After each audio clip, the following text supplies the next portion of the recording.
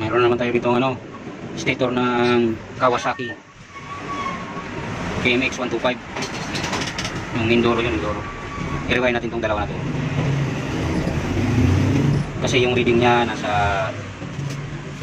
ito yan, ito ang wire niya, yung kulay puti sa kulay pula. Yan, nakaset tayo sa 2K. Tingnan nyo kung ilan lang ang reading. 193, 92, 191. Yan, kailangan umabot siya ng mga 200 to 285, pwede na. Minsan nga umabot pa ng 300 eh. Yan, palakasin natin yan. Tapos pressing CDI ilagay natin. Match na match yun. Mababa, 190.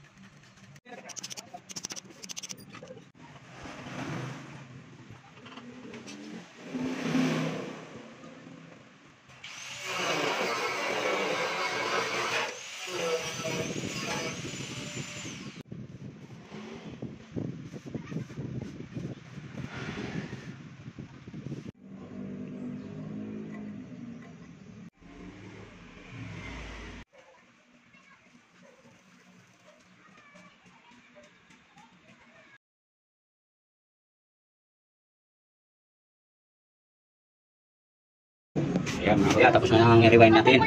Ngayon titisterin natin na kasi tayo sa 2K. Kanina 172, 170 yung reading niya. Ngayon itong kulay pula sa kulay puti, yan ang wire niya. Yung kulay pula ng tester, pula din natin ilagay. Yung kulay puti sa puti. Titingnan natin kung ilang reading na. Ayan kuya, mga nasa 400 eh. 406. Sakto. 400? Malakas. Kanina 100 lang eh. 190. Ito na yan.